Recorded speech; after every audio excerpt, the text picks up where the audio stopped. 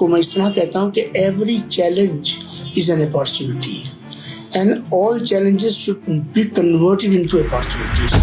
1857 میں بھارت جو ہے اور ہماری تمام اکائیاں ایسے ہیں، ہم اکٹھے کھڑے ہیں، ہمیں اپنا دشمن معلوم ہے، ہمیں اپنا ہدف معلوم ہے، اور وہ کیا ہے؟ وہ یہ ہے کہ ہمیں اس باہر سے آئے ہوئے انویڈر کو، برٹش کو اس زمین سے کھدیڑنا ہے، کیونکہ یہ مٹی ہماری، زمین ہماری، اس کے رولر کون ہونے چاہیے۔ اور ہم جب نیکسٹ وزٹ پہ یہاں آئیں تو ہم formally interfaith harmony foundation of India کا کشمیر چیپٹر جو ہے وہ ہم لانچ کریں گے۔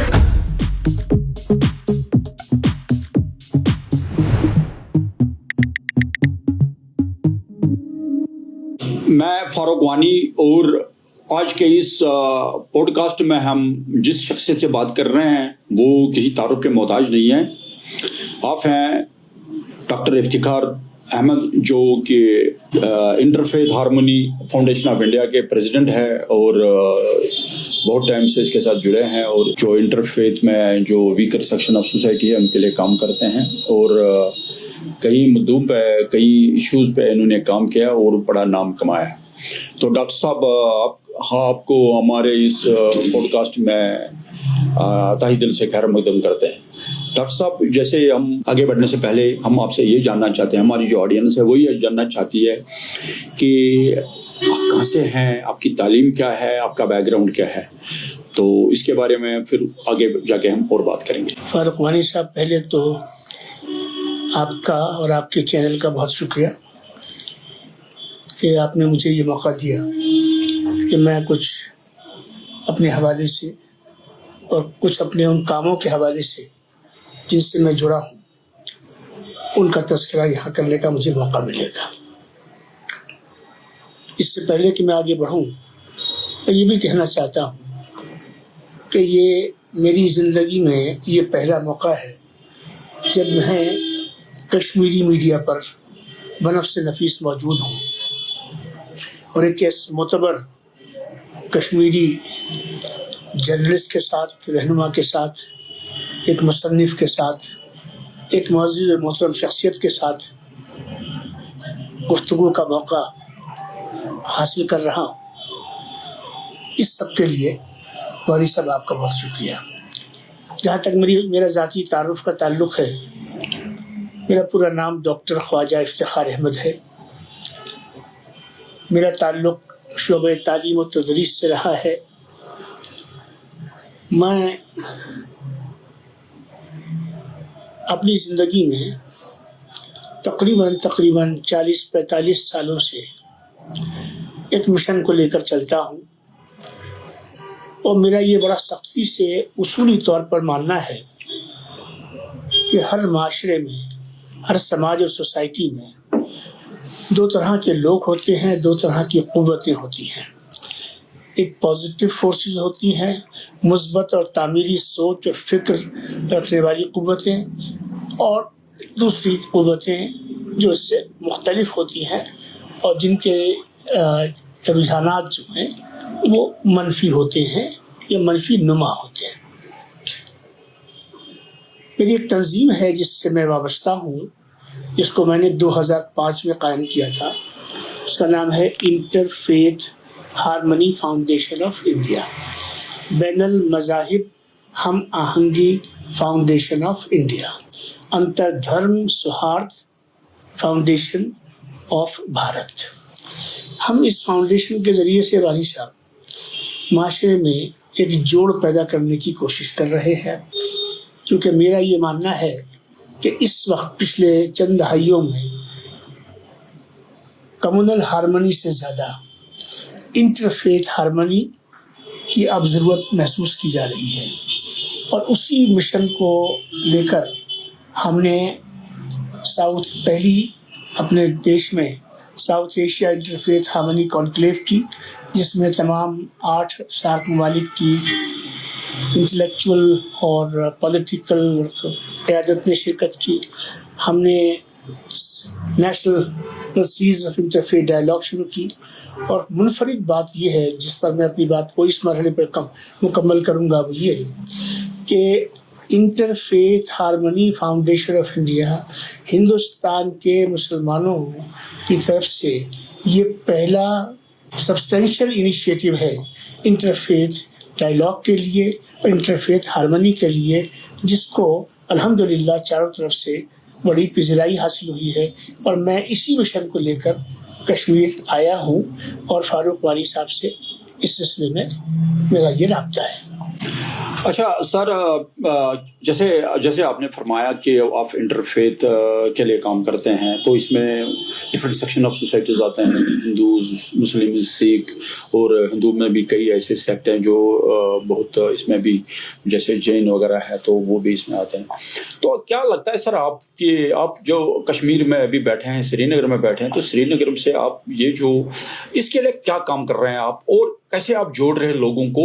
یہ کیونکہ یہ اتنا آسان کام نہیں ہے کہ انٹرفیتھ کے لیے کام کرنا، تو کیسے لوگوں کو جوڑ رہے ہیں؟ جیسے آپ نے بتایا کہ میں نے 2005 میں اس کو منظر عام پہ لایا، تو اس کے بعد آپ کو کن کن مشکلات کا سامنا کرنا پڑا، اور ایون کہ آپ کو لیگ پلنگ بھی ہوگی، بیک بائٹنگ بھی ہوگی، اور جیسے لوگوں کا یہ کام ہی ہوتا ہے کہ اس کو گرانے کی کوشش کرے، تو کن کن چیلنجوں کا آپ نے سامنا کیا؟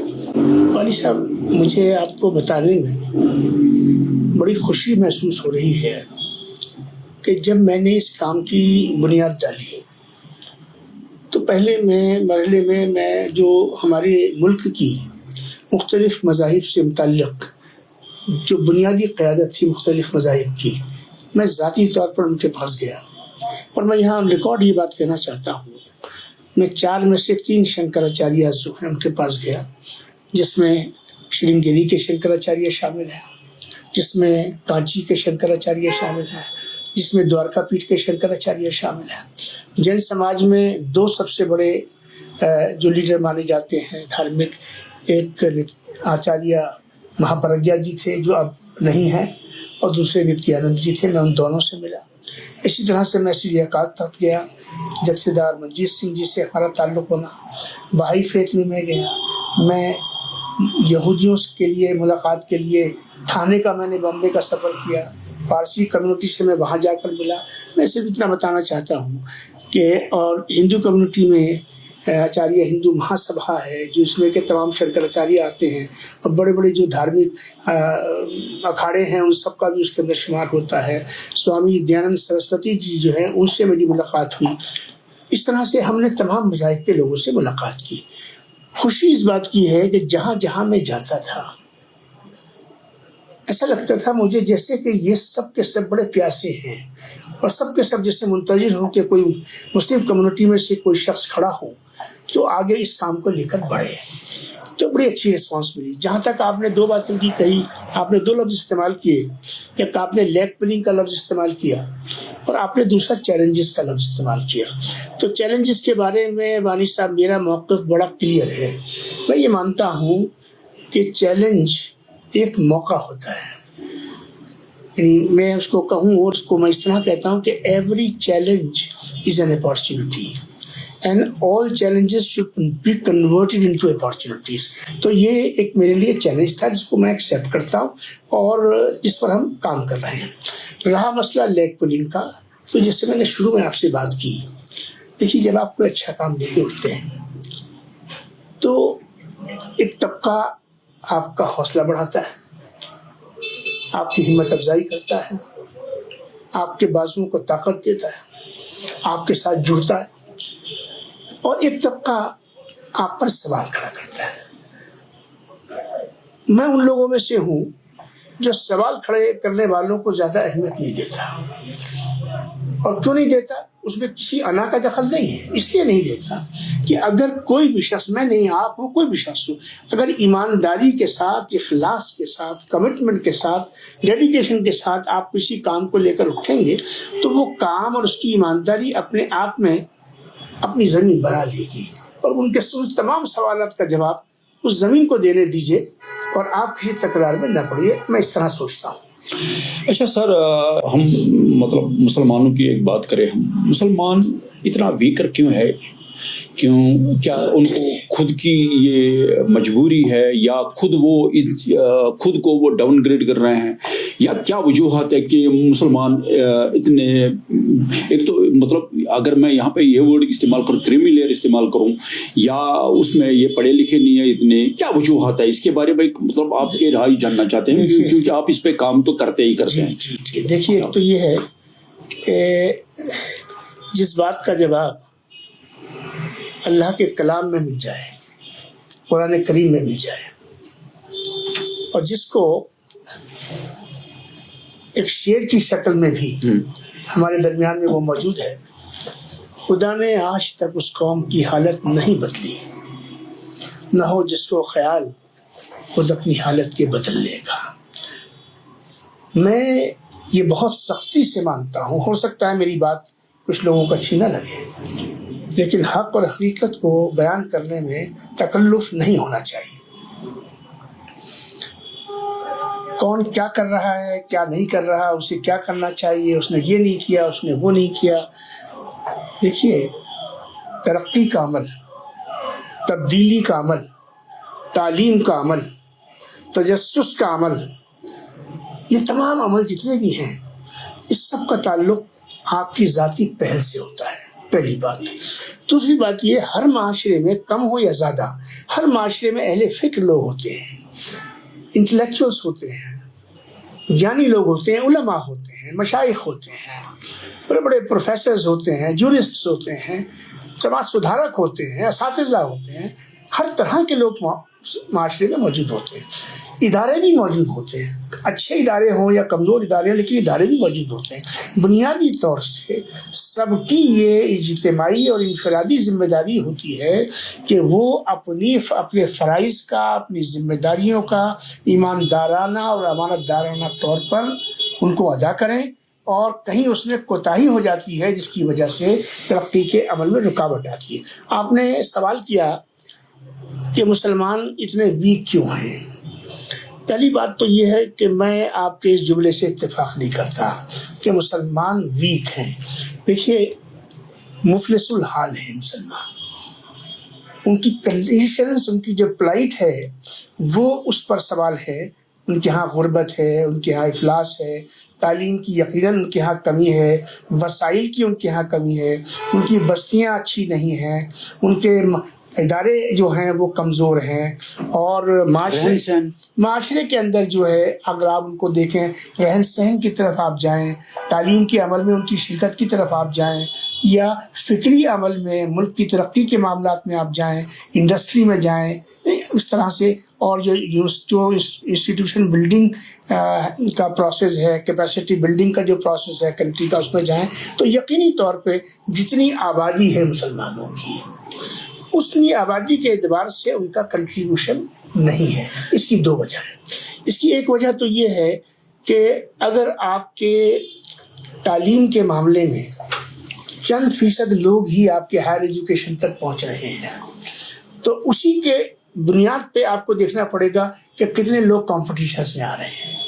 اسی کے بنیاد پہ آپ کو یہ اندازہ لگانا پڑے گا کہ کتنے لوگ جو ہیں وہ آگے ترقی کے اگلے مراحل تک اپنے آپ کو لے جا پا رہے ہیں۔ جب ہمارے ہاں اسٹیگنیشن جس کو ہم کہتے ہیں، پرائمری میں 5ویں پہ بچے کتنی بڑی تعداد میں ایجوکیشن چھوڑتے ہیں، کوئی 8ویں میں چھوڑتا ہے، کوئی 10ویں میں چھوڑتا ہے، کوئی 11ویں میں چھوڑتا ہے، تو جو ڈراپ آؤٹ جس کو کہتے ہیں، ڈراپ آؤٹ کا جو ہمارا عمل ہے وہ اس پر کام کرنے کی ضرورت ہے، اور اس پر کام کرنے کے لیے کوئی آسمان سے نہیں آئے گا، اس کے لیے کوئی کہیں اور سے نہیں آئے گا۔ اس کے لیے آپ کا اپنے طور پر پہلے یہ سمجھنا کہ تعلیم کی حاصل کرنا، آپ قرآن کا حوالہ تو دیتے ہیں، دینا چاہیے، آپ اللہ کے رسول کی احادیث مقدسہ کا حوالہ دیتے ہیں، دینا چاہیے، لیکن زبان سے کہنا اور عمل نہ کرنا۔ تو وانی صاحب، آپ کے سوال کا بہت واضح جواب یہ ہے کہ میں ان لوگوں میں سے نہیں ہوں جو شکایتوں کی طرف جاتا ہے، جو کانسپریسی تھیوری کی طرف جاتا ہے، کہ جو اور دوسرے راستوں کو لیتا ہے۔ میں یہ مانتا ہوں کہ تعلیم کے عمل سے جڑنے میں، ترقی کے عمل سے جڑنے میں، ایک قدم دو قدم آگے بڑھنے میں اگر کوئی چیز رکاوٹ ہے تو وہ میری اپنی ذاتی کہیں نہ کہیں کمزوری ہے، مجھے اس کو تلاش کرنے کی ضرورت ہے۔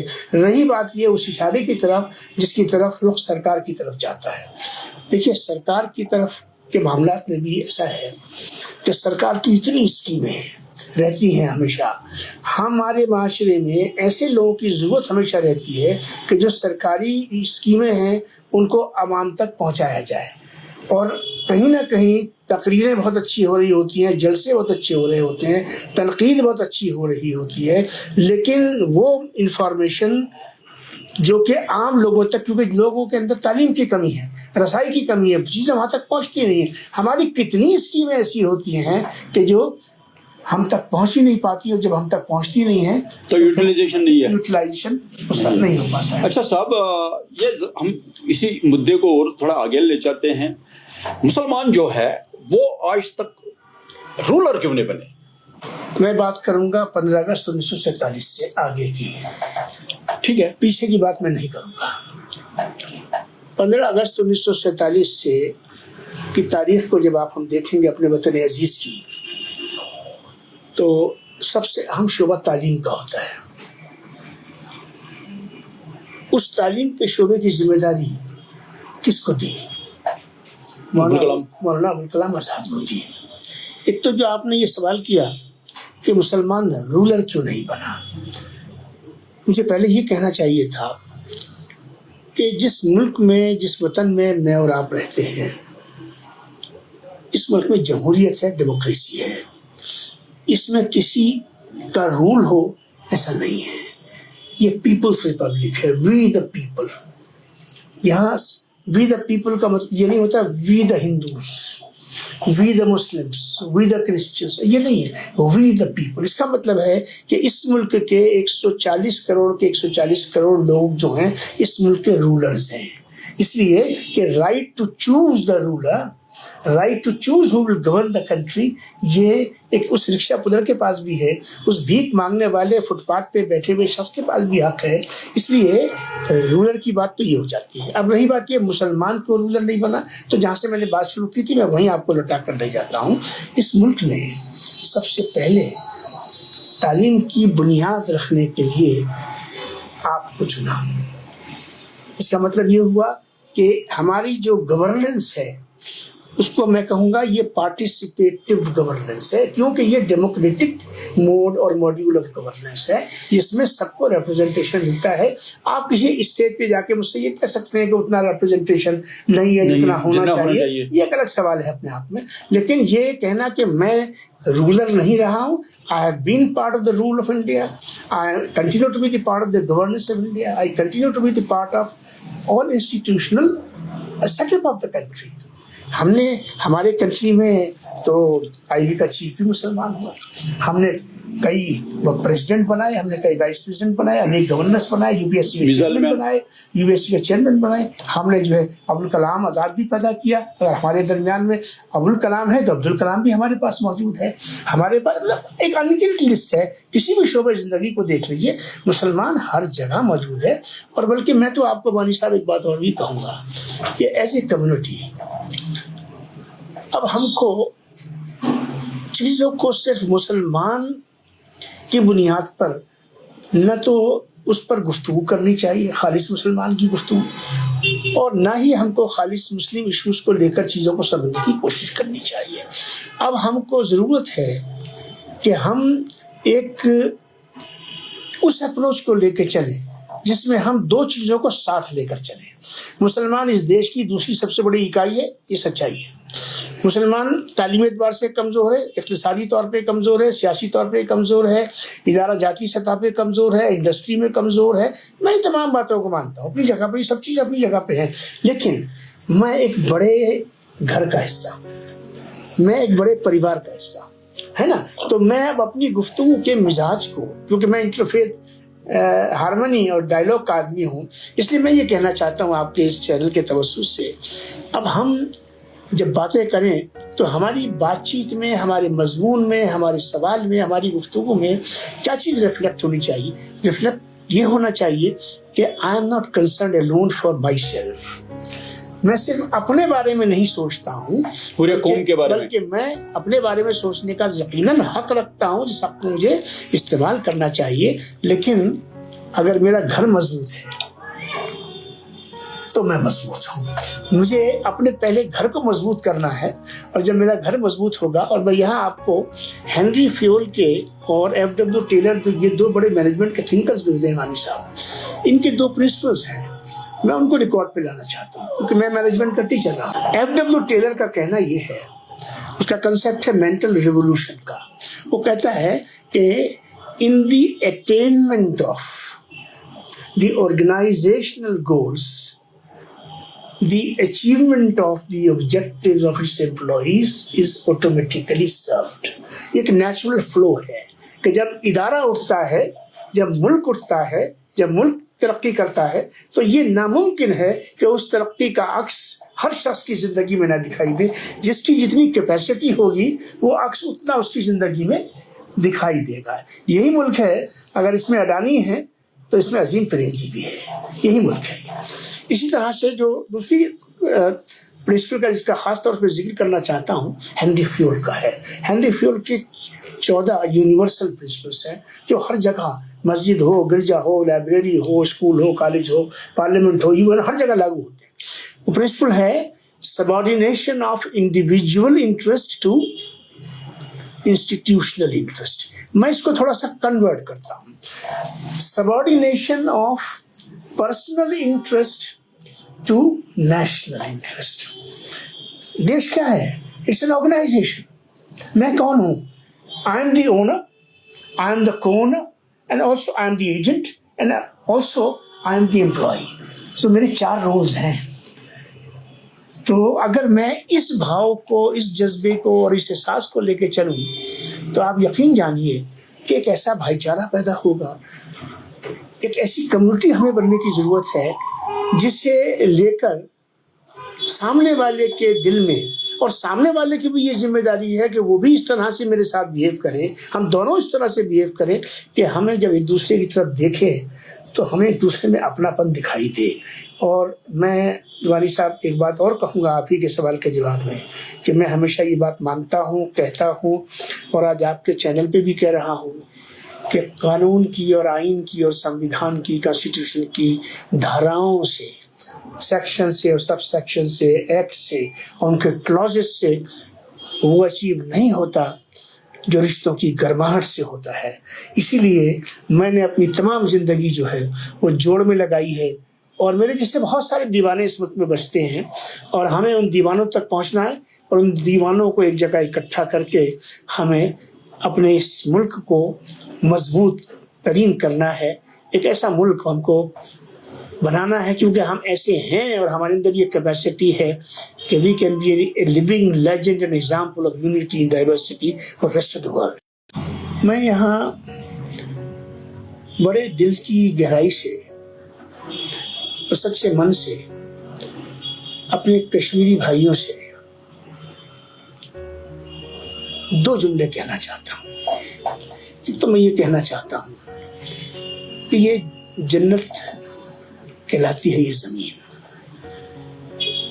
جنت میں خوشی ہو، خوشحالی ہو، خیر سگالی ہو، بھائی چارہ ہو، ایک دوسرے کے لیے محبت ہو، ایک دوسرے کے لیے، ایک دوسرے کے بازو کام آتے ہوئے دکھیں، ایک دوسرے کے درد میں سب ایک دوسرے کے ساتھ دکھائی دیں. کشمیر میں بڑا خون بہا ہے. میں ان تمام معصوم جانوں کے لیے اپنی ہمدردی کا اظہار کرتا ہوں. اللہ تبارک و تعالیٰ سے دعا کرتا ہوں کہ ہر وہ گھر، کیونکہ ہر گھر میرا گھر ہے، کسی ایک نام کا گھر میرا گھر نہیں ہے، ہر گھر میرا گھر ہے. جس گھر میں تکلیف ہوئی ہے، نقصان ہوا ہے، مالی ہو، جانی ہو، نفسیاتی ہو، میں سب کے ساتھ ہمدردی کا اظہار کرنا چاہتا ہوں. میں یہاں یہ بھی کہنا چاہتا ہوں کہ ہماری جو افواج ہیں، سیکورٹی فورسز ہیں، پیراملٹری فورسز ہیں، ان کی بھی بڑی بھاری تعداد میں قربانیاں ہوئی ہیں. عوام کی ہوئی ہیں، خواص کی ہوئی ہیں، اداروں کی ہوئی ہیں، بچوں کی ہوئی ہیں، بچیوں کی ہوئی ہیں، جس کی بھی یہاں پر خون بہا ہے، میں ان سب کے ساتھ ہمدردی کا اظہار کرنا چاہتا ہوں۔ اور میں یہ اس لیے کہہ رہا ہوں کہ میں دل سے یہ دعا کر رہا ہوں اور یہ چاہتا ہوں کہ یہ زمین واقعی تمام دنیا کے لیے جنت بے نظیر رہے، اور اس میں یہ گنجائش موجود ہے، اور یہاں آ کر آپ سب لوگوں سے مل کر مجھے بڑی امید جگی ہے مانی صاحب کہ جو بھی چیزیں جہاں کہیں بھی چھوٹی موٹی کھٹاس ہے، انشاءاللہ سب مل کے اس پہ محنت کریں گے تو اللہ بہتر کرے گا، اور کشمیر کے حالات انشاءاللہ بہت اچھے ہوں گے۔ آپ نے یہ بک جو ہے the meeting of minds a bridging initiative جی بائی ڈاکٹر خواجہ افتخار احمد، جی آپ کی یہ کتاب آئی ہے، جی جی جی تو اس میں آپ نے ایک چیپٹر پورا کشمیر پہ ڈالا، بالکل ڈالا ہے، جو میں نے پڑھا بھی ہے، اور میں اس کتاب کے حوالے سے آپ کو یہ بتانا چاہتا ہوں کہ اس پہ آپ ذرا تبصرہ کریں، یہ کتاب میں کیا ہے اور کن کن جگہوں پہ یہ گئی، اور اس پہ کتنا آپ کو ریسپانس ملا۔ اس کا نام ہی بہت کافی ہے۔ سچ بات تو یہی ہے کہ یہ نام اپنے آپ میں ہر چیز کو خود ہی واضح کرتا ہے، سیلف ایکسپلینیٹری ہے اس کا ٹائٹل جو ہے۔ دیکھیے وانی صاحب، یہ جو کتاب ہے یہ 1857 سے 1925 ایک پیریڈ ہے۔ 1857 میں بھارت جو ہے اور ہماری تمام اکائیاں ایسے ہیں، ہم اکٹھے کھڑے ہیں، ہمیں اپنا دشمن معلوم ہے، ہمیں اپنا ہدف معلوم ہے، اور وہ کیا ہے؟ وہ یہ ہے کہ ہمیں اس باہر سے آئے ہوئے انویڈر کو، برٹش کو، اس زمین سے کھدیڑنا ہے، کیونکہ یہ مٹی ہماری، زمین ہماری، اس کے رولر کون ہونے چاہیے؟ اس دھرتی کے ہونے چاہیے، یہاں کے ہونے چاہیے۔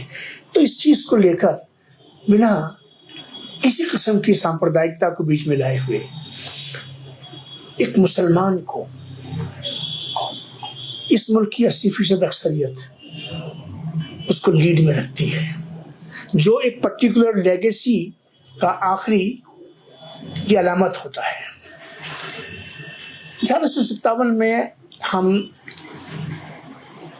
انگریز کو باہر نہیں بھیج کھدیڑ سکے، یہ سچائی ہے، اس کے بہت سے فیکٹرز ہیں، یہ موقع اس میں جانے کا نہیں ہے۔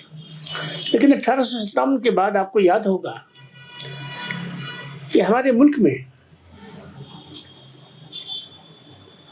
ویر ساورکر آتے ہیں، وہ ہندوتوا کی آئیڈیالوجی لے کر آتے ہیں۔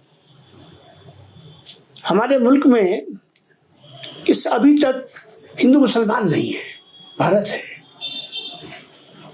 ہمارے یہاں اس سے پہلے پہلی جنگ عظیم ختم ہوتی ہے، پہلی جنگ عظیم ختم ہونے کے بعد میں آپ یہ دیکھتے ہیں کہ خلافت تحریک بنتی ہے ہندوستان میں۔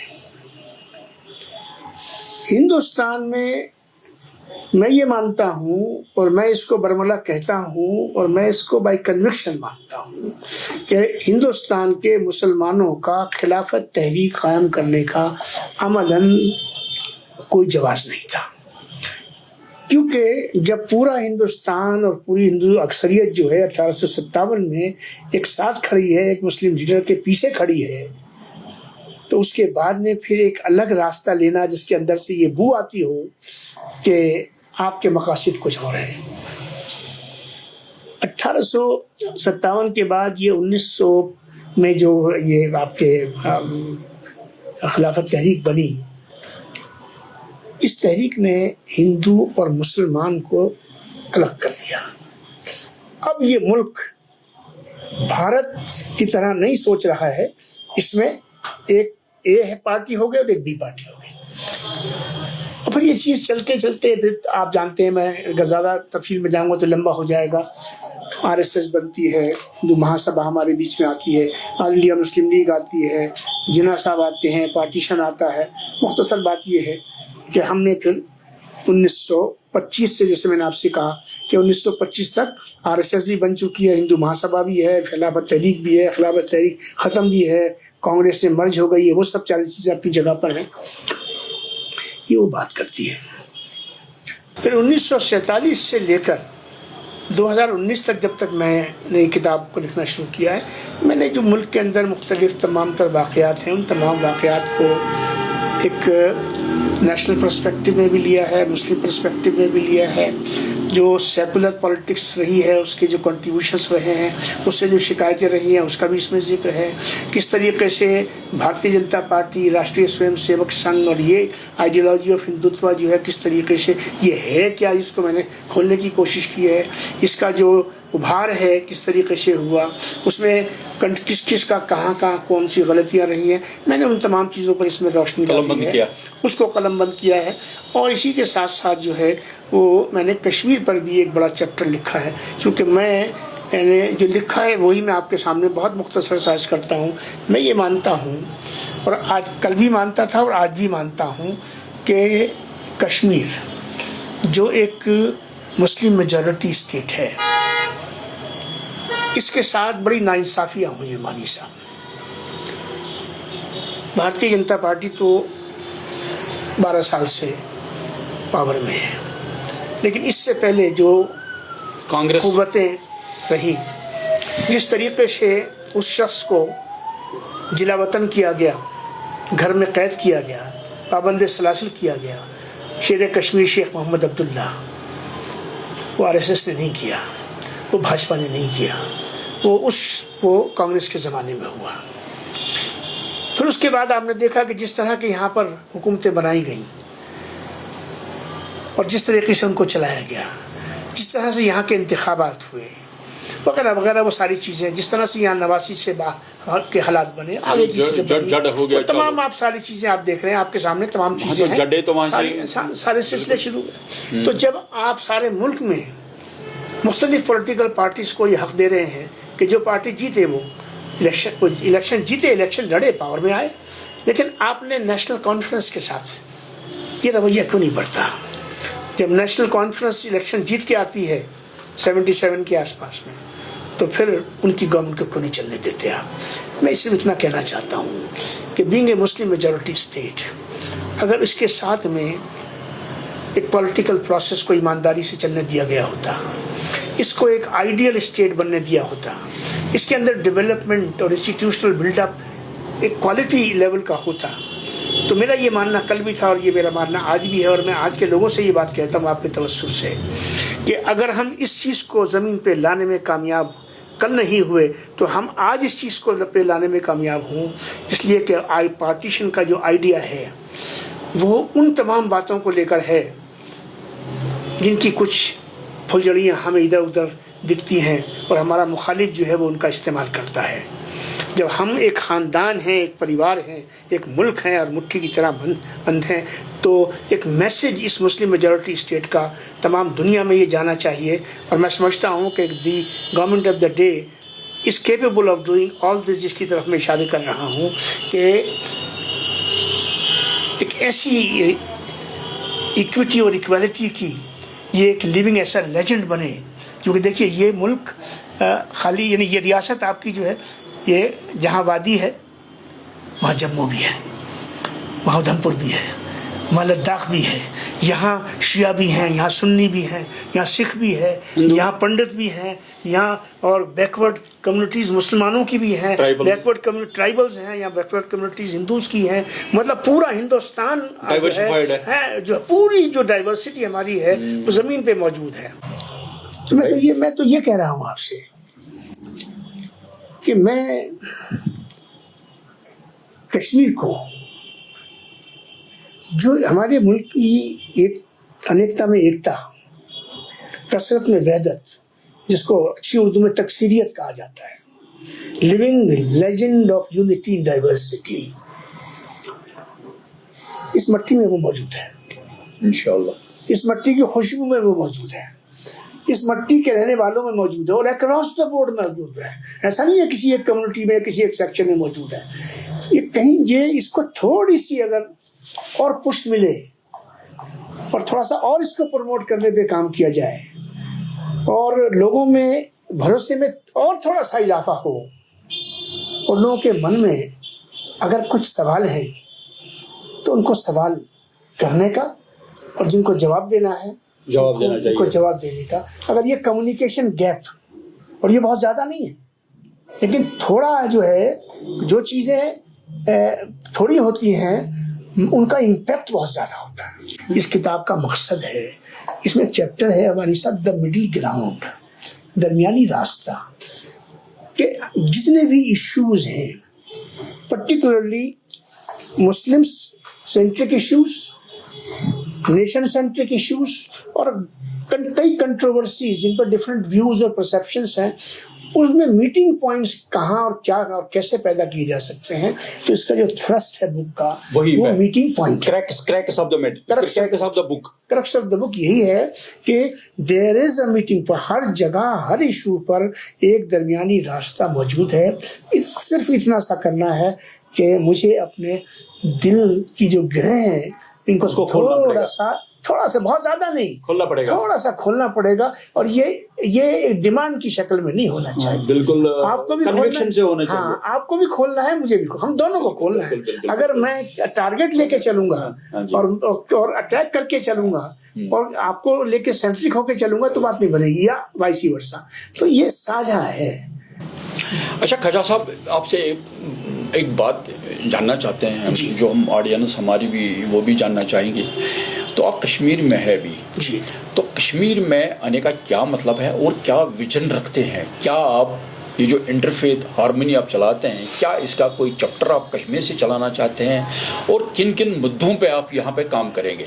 یہاں پہ انٹرفیتھ کو لے کے بہت بڑا مطلب فیلڈ ہے. اور دوسری بات یہ، میں لاسٹ میں آپ سے یہ جاننا چاہتا ہوں، وہ جو کشمیر کا یوتھ ہے جو ابھی پچھلے تو بھٹکا تھا، ابھی ٹریک پہ آ گیا، لیکن اس میں پٹک گئے کچھ لوگ جو ڈرگس کی طرف چلے گئے. ابھی گورنمنٹ بھی اس پہ بہت زیادہ کام کر رہی ہے. تو ان سب کا آپ سے میں جواب چاہتا ہوں، اور انہی الفاظ کے ساتھ ہم آج کے اس پوڈ کاسٹ کو ختم کر لیتے ہیں. آپ نے تو بہت سارے سوال کر دیے، مختصر جواب دیتا ہوں آپ کو. آپ کا پہلا سوال تھا آپ کے یہاں آنے کا مطلب کیا ہے. پورا بھارت میرا گھر ہے، کشمیر اس گھر کا حصہ ہے. جیسے میں چنڈی گڑھ جاتا ہوں، یا تمل ناڈو جاتا ہوں، یا ممبئی جاتا ہوں، ایسے میں سری نگر میں آیا ہوں. میرے من میں اس کے علاوہ سے یہاں آنے کی کوئی دوسری بھاونا نہیں ہے، بڑی وضاحت کے ساتھ. اور اب تک میں سمجھتا ہوں کہ آپ کو اور ہمارے سننے والوں کو یہ سمجھ آ گیا ہوگا کہ میرے کہیں بھی جانے کا مقصد جوڑ بٹھانا ہوتا ہے، جوڑ لگانا ہوتا ہے، اور پیوند کاری کو کہتے ہیں وہ ہوتا ہے. کیونکہ میں پالیٹکس کے لیے کہیں ٹریول نہیں کرتا، میں بزنس کے لیے کہیں ٹریول نہیں کرتا. میرا ایک ون لائن آبجیکٹو ہوتا ہے کہ کس طریقے سے لوگوں کو جوڑیں ہم. ہاؤ ٹو پروموٹ ڈائلاگ، کیونکہ ڈائلاگ جو ہے وہ پری ریکوزٹ ہے to create harmony and to promote harmony. اسی مقصد سے میں ہر جگہ جاتا ہوں. اور مجھے یہ لگا کہ کشمیر میں شاید اس پر اتنا کام کم سے کم میری نالج میں نہیں ہے.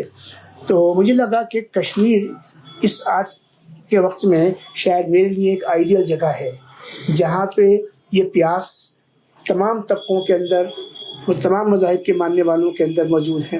اور یہاں صوفیزم ہے، یہاں پہ سارے دھرم ہیں، جیسے میں نے پہلے کہا، یہاں پہ سارے ٹرائبز ہیں، یہاں پہ پورا ہندوستان بستا ہے. اس چھوٹی سی جگہ، چھوٹی سی ریاست میں پورا ہندوستان بستا ہے. تو میرا مقصد یہ ہے یہاں آنے کا کہ ہم جو ہیں وہ لوگوں کے درمیان میں ایک اچھا تعلق، اچھا رشتہ، اچھا بھروسہ، اور اس کے لیے مذہبی اور روحانی جو لیڈرز ہوتے ہیں جو اس فیلڈ میں کام کرنے والے ہوتے ہیں ان کی ایک بڑی بنیادی ذمہ داری ہے. تو اس حوالے سے میں نے آج جیسے یہاں پہ جن لوگوں سے میری ملاقات ہوئی، آپ کے کشمیر رائٹرز ایسوسی ایشن سے میری ملاقات ہوئی، آپ نے کچھ جرنلسٹ سے میری ملاقات کرائی، کچھ اکیڈمیشین سے آپ نے میری ملاقات کرائی، کچھ ایسے نوجوان بڑے سینسیبل اسکالر سے آپ نے میری ملاقات کرائی. اور مجھے لگا بڑے جینوئن، بڑے کمیٹیڈ اور لوگ جن کے اندر میں نے کشمیریت کی بھی خوبی پائی اور ہندوستانیت کی بھی میں نے خوبی پائی. سو جو کنورجنس میں نے دیکھا ہے نا، وہی بنیادی وہ اسٹرینتھ ہے جس نے مجھے یہ موقع دیا کہ میں آیا تو صرف ملاقات کے لیے تھا، لیکن مجھے خوشی یہ ہوئی کہ میں یہاں interfaith harmony foundation of India کا کشمیر چیپٹر یہاں قائم کر کے نیت کرنے سے کر کے جا رہا ہوں.